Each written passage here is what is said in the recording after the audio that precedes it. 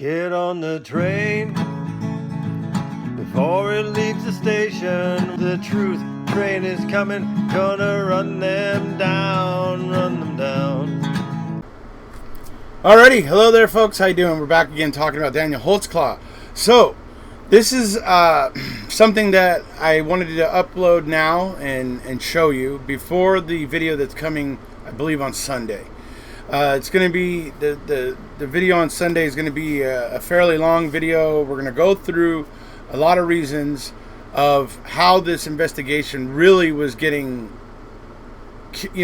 stopped in its early stages. It should have been getting stopped in its early stages, and we're going to be showing why we believe that is. This here is basically kind of supplemental to that, to help you understand what was going on with the accusers. After you move past the first accuser of Janie Liggins, once you move past Janie Liggins, you get the same kind of thing over and over again with the supposed accusers, who they say came forward, which actually isn't really true.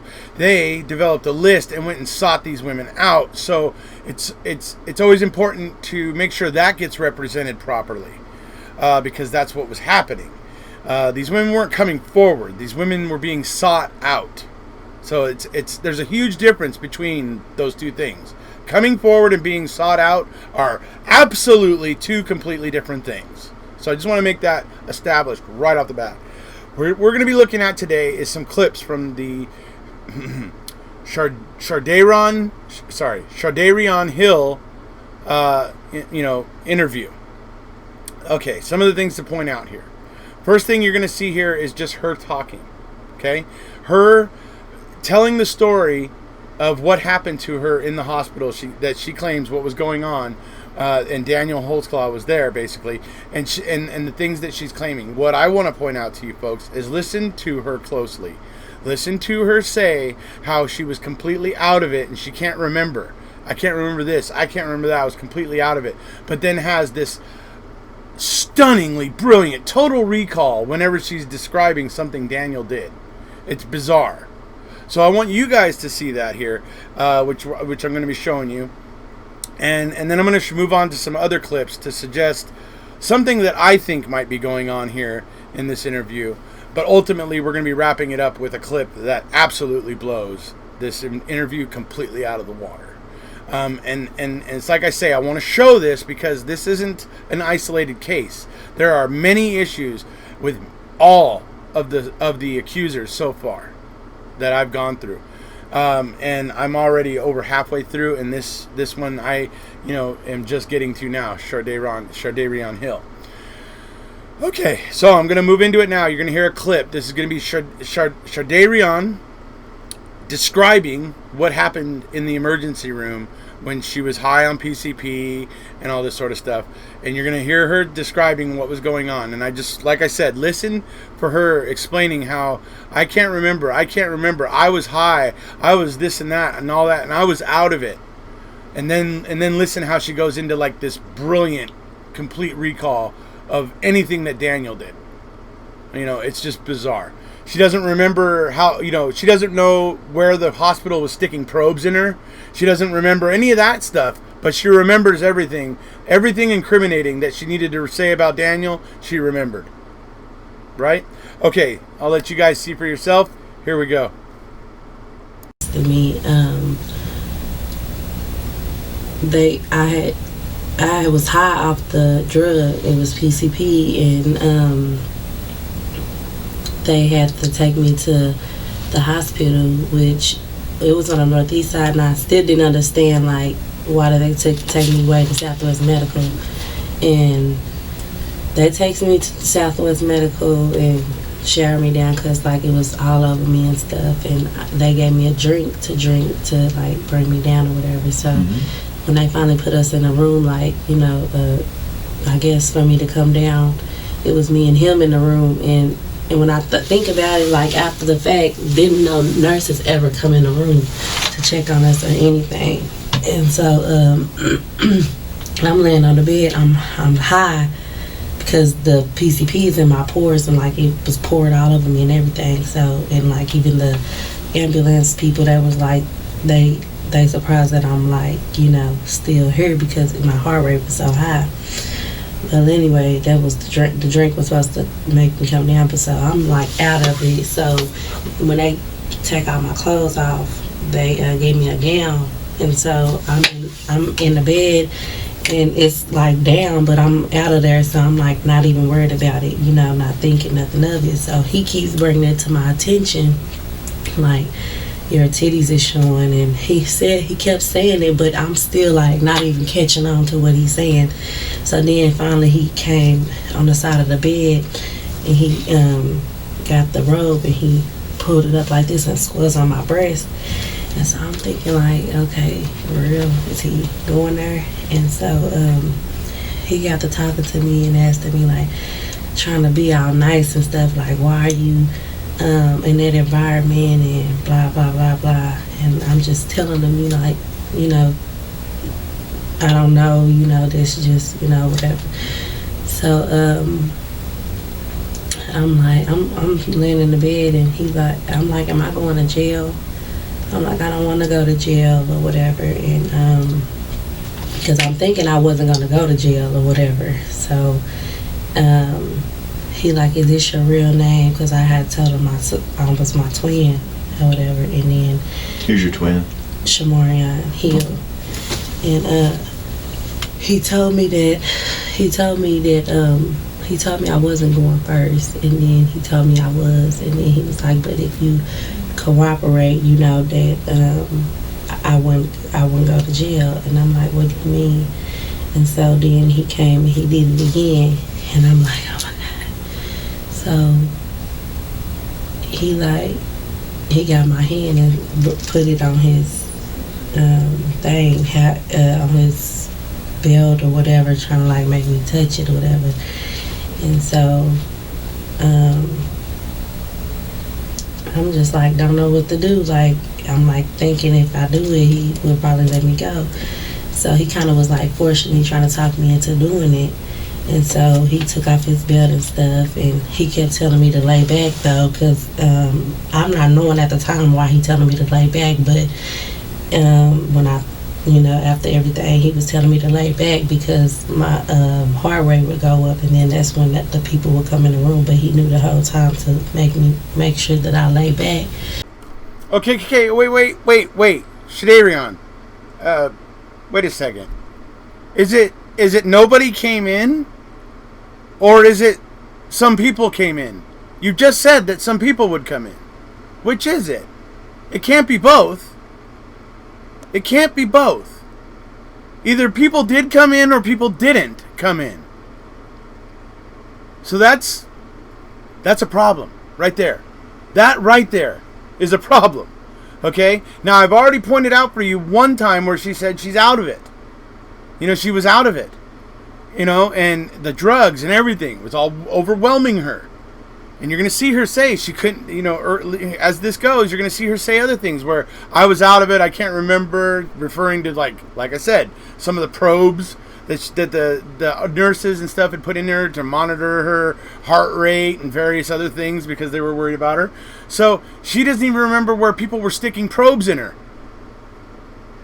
That seems pretty out of it. Yet somehow has like this just brilliant total recall of everything that's incriminating for Daniel. Right? Okay, so I just want to point that out. Here we go. So that my heart rate won't go up and these people come in the room. So anyway, he taken off his belt or whatever, and he pulled it down, and then he thought about it, I guess, like, well, he made me put his mouth on him and everything. But he was like, he was like, yeah, I want to fuck the shit out of you or something like that, he said. But he was like, I'm on the job, I'm on the clock or whatever. So, and just another thing that occurs to me that's incongruous about this, folks, is that if her heart rate going up triggers people to come into the room, do you see the problem with that? Okay, if she is receiving unwanted sexual advances, that is going to cause her stress. That is going to bring people into the room. Even if we went the other way, and went the way of reasoning that she wasn't opposed to it at the time, just that alone would get her heart rate up. You know, especially if he started, you know, if he was supposedly touching her and things like that. These types of things would get some kind of a heart rate reaction out of her, is my opinion. No matter what, there would be some kind of an escalation in the heart rate if any of these things that she's claiming happened were actually happening. And that would have therefore brought all the people into the room, as she's telling you would have happened. She's saying it. She's telling you. Okay, moving on. After I'm laying back, like actually got my mouth on him and stuff, he pulled his pants back up and sit down. So he sit back down and he was writing whatever.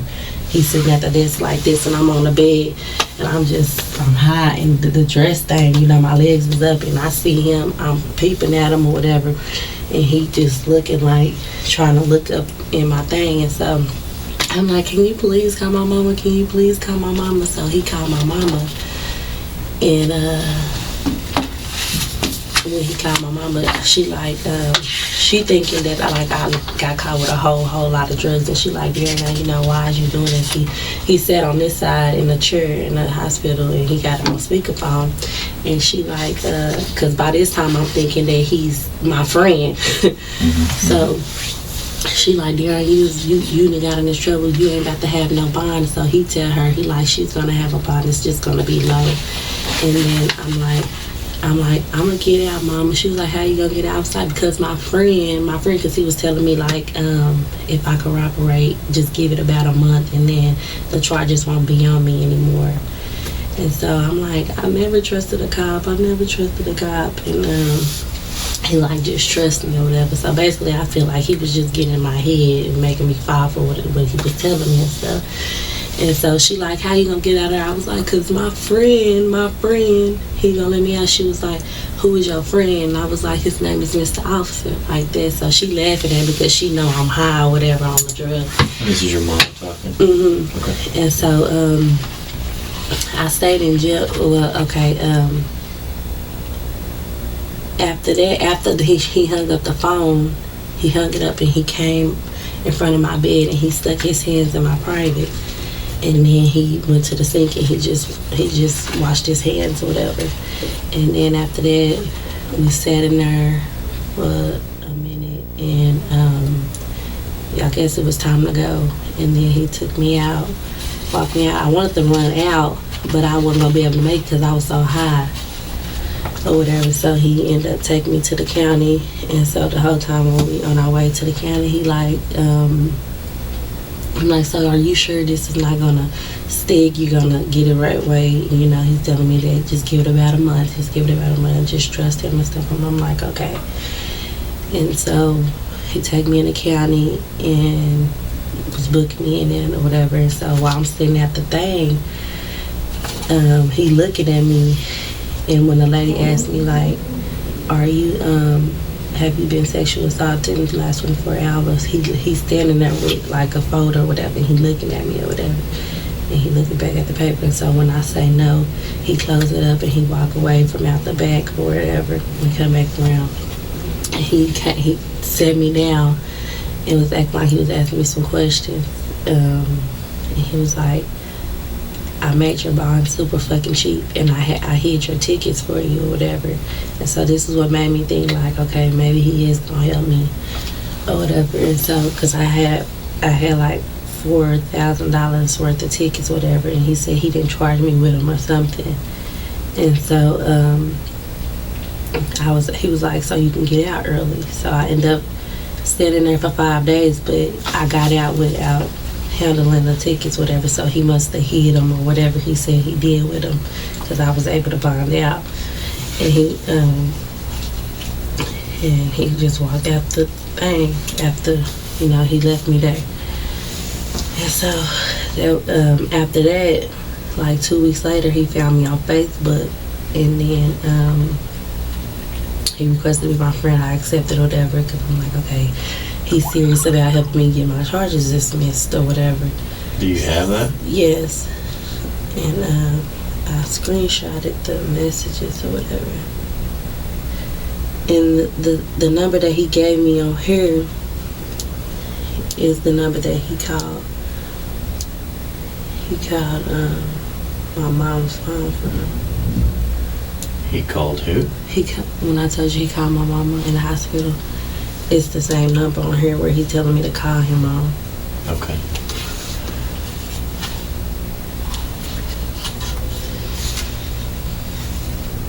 Okay, I'm gonna look at these, okay? Mm-hmm. Mons. Why, he's bouncing around. Oh, this is screenshot. Okay. Yeah, a screenshot. Because I got so many messages. I could go back to where it's all on my page in the Facebook messages, but it'll probably take a minute because it was. So did you call him? I did call him. This says I'm lost. How did you get arrested again? Because let me show you. We was conversating on here. Do you still have everything off of Facebook?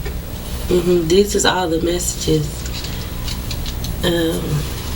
Let me go back to so it won't be all confusing and stuff. I'm gonna try to just find his name back in my messages.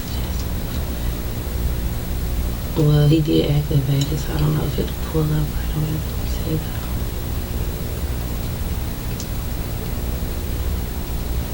And my thing is, like when I seen the thing on Facebook, a girl that was on my Facebook, she had his face, and I'm like, my stomach just dropping. I'm like, oh my God, because I was thinking like he doing this to everybody, and I know like I'm not gonna. And he did this to somebody. I don't know. I'm saying when I seen it, it was a girl that's on my Facebook, so I'm like, that made me think like, you know, I'm like a victim too, you know what I'm saying? So I just couldn't believe that he actually let his job, you know, get, you know, messed up because he was really doing this to people. Like, I know that he doing this and it's on TV and stuff, like people's taking up for him, like he really not doing this, but he really don't need to be the police no more if he really just doing everybody like this. Like, I know this is what you probably doing to people. Okay, I want you to all I want you to pay attention to those words you just heard her saying, how she was basically saying Daniel was guilty of all these things, of what she saw on Facebook, all this stuff, and he's guilty, he did all these things, and I mean, just listen to that. I want you to register that, what she just said, okay? Because at the end of this video, you're going to find it very interesting that she was saying all of those things, and was saying them so adamantly. Alright? Okay, moving on. And everybody thinking you innocent, and it's not right because you a police officer and you really just, like, I feel like I got played, and like you really got in my head, especially when I was high. So it said you got arrested again. I'm confused. Yes, because my bail bondsman, I guess he wasn't a bail bondsman no more, and this is after a month, so I'm really like mad because you told me that it wasn't gonna be on me after a month. Did she just admit that she had reason to be angry with Daniel? That sounded like what I just heard right there. Sure sounds like what I heard. That she is actually having reason to be upset with Daniel, and you know, maybe that might have spurred her into action here, to come in and talk to Mr. Rocky Gregory. You know? Alright, moving on. So you got picked up from the bail bondsman. I went to court on it, and then they jumped off my bond, so I ended up getting booked back in the county because of the trial. Well, how often have you talked to him? I didn't talk to him really like that. Like, he had came to my mom's house, and he have it looked like a Chrysler, but it's silver, it's real nice, and it has some rims on it or whatever. Chrysler, like what?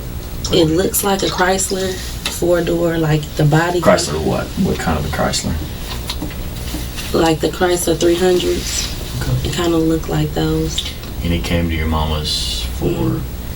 Or whatever. He was telling me that he wanted to talk to me about the case or whatever. He was going to tell me, you know, however it was going to be dismissed. But when he actually got there, he was really trying to force me to have sex with him. Did you guys have sex? No, not then.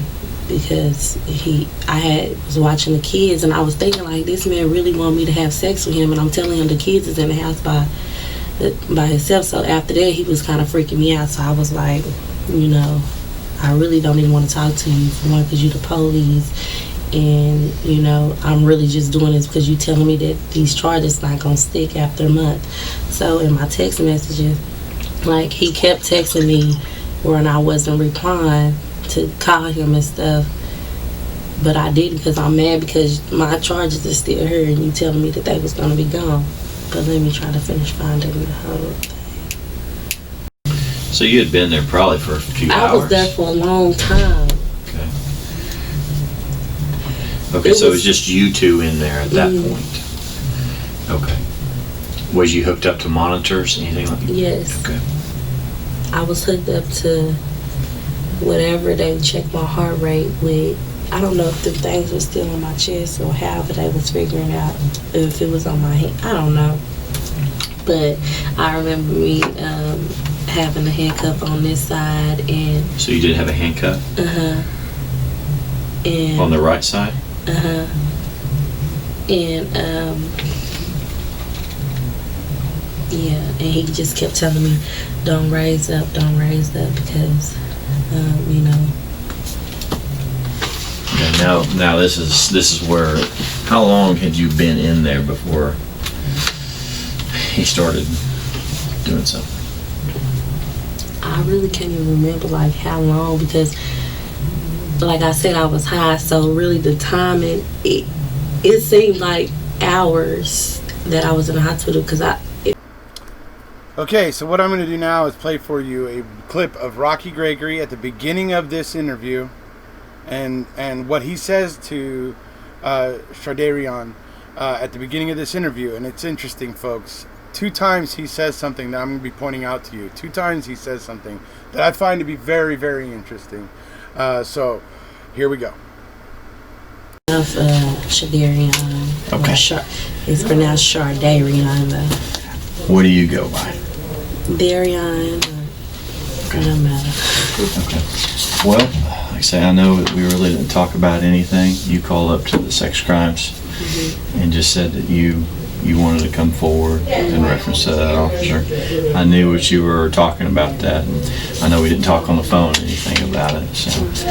So we're just going to start from the very, very beginning. Okay. How was you looking for me? Yeah, when I told you, I was looking for you because I have a list kind of going off of, and it was kind of odd because Lieutenant Musney said, hey, we got to call the sex crimes main line, and that's when I returned the phone call, and we just have a list of people. A lot of them, nothing happened. Some of them maybe. So it was just kind of one of those. Yeah. And I just recognized your name. It's kind of a unique name. And okay, let's just get some of your information here. It's Shardayreon. Okay. Okay. And it's Hill. Is that still your last name? Okay. You live with your mom, or? Okay.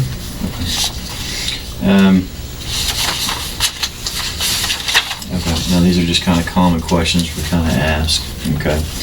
You have any kind of mental problems? No. Okay. Ever been to a mental hospital? No. Okay. Are you on any drugs or alcohol right now? No. Okay. Have you ever been a victim of a crime prior to what we're going to talk about? Whatever you're going to tell me. Besides that, any other time? I'm on the deferred for Well, have you ever been a victim of a crime? Oh, victim. Anything like? Not sexual. Okay. Okay. So this is what we're going to talk about. That's the first time. Sexual. Okay. Okay. And I assume you said it was sexual in nature, but like I say, I didn't really question you about it. So, why don't you kind of run down through whatever you're going to tell me, okay? And then I'm going to back you up because I'm going to get caught up to you, okay? All right. Okay, all I can say at this time is that it seems odd to me that Rocky, 2 times in that opening couple minutes there, feels the need to say that he hasn't spoken to her before, that they haven't talked before. I just find that interesting that he says that twice. Okay? Strikes me as methinks thou doth protest too much, Rocky. But that's fine. We'll leave that for a second. That will become clearer when I play the final clip, which is coming. Okay? So let's talk about a few things before I get to that final clip. I know some of you may be thinking, you're listening to Shardayreon's story, and you're thinking, ooh, that's disturbing that they became Facebook friends. Oh, that's those things are strange that they called each other or whatever. Well, all I can say is everything that Shardayreon says, you kind of need to take with a grain of salt, and you will find that out in the last clip. But this strikes me as something Daniel was doing, being the proactive officer that he was. He was a very proactive officer, trying to figure out how to get tips on what was going on crime-wise. And being that Shardayreon was obviously had a very healthy appetite for PCP and possibly other narcotics, that he figured by following Shardayreon on Facebook that occasionally there might be little hints or clues as to where, certain kind of things might be happening where he can make a bust. See, to me, that's what it looks like. Because you even hear Shardayreon in the interview there. She says there was some messaging on Facebook, but all the messages on Facebook were all relatively benign. And she says, oh, well, he didn't talk about what happened on Facebook. He only did it in the calls. And then when you look at the calls, you find out that the calls were like 2 or 3 seconds, where it was probably somebody getting a voice message or an answering service or something like that. So that's what we're looking at with Shardayreon. You got to kind of take what she's saying with a grain of salt. And like I said, when I play the final clip for you, it's going to really put a lot of things into a very much a sharper leaf, a clearer picture of what's happening here. I think at least you'll see when you hear the words of Shardayreon at the end of this interview. It's quite honestly shocking.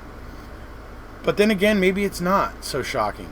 Knowing the way that Rocky Gregory and Kim Davis were conducting this investigation, it probably isn't so shocking, actually. Okay. Are you guys ready for it? I believe that Rocky Gregory and Shardayreon had a conversation prior to this recorded interview. I believe that happened. I can't prove it exactly, but I think there's a lot of circumstantial evidence in this interview that points to it. But I'll let you guys make your own decision. I am now going to play you a clip of Shardayreon at the end of this interview, when Rocky and Shardayreon thought that the recording was turned off. They thought it had already been turned off. Okay? And it's interesting. Like I say, it's important to note that because of what they say. Okay? All right. Here we go. Anything like that. Right. Anything you tell me today, has it been any lies, anything like that? No. Okay. Well, you've been pretty honest about stuff. Mm-hmm. So, you got any questions of me? I don't know. Is that like, was the other girl situation, was they like mine? Well, I can't necessarily go into that. Mm-hmm. Okay. Have you ever talked to anybody about their situations? No, I don't know nobody else that he done that to or none of that. Okay. So this is good evidence? Well, you tell me. I think so, because I mean, y'all, even if he didn't even rape nobody or nothing, he's been in contact with people that he arrested. Well, Alrighty, there you go. That with that one statement at the end there from Shardayreon, questioning whether it's good evidence, and actually uttering the words, even if he didn't rape nobody. Okay? Now, I want to point out that the way Shardayreon is asking this of Rocky Gregory at the end of that interrogation, or end of that interview, it strikes me that they did have a previous conversation. That maybe it took some coaxing from Rocky to get Shardayreon to be willing to accuse Daniel. That's the way it strikes me. Because she says, even if he didn't rape nobody.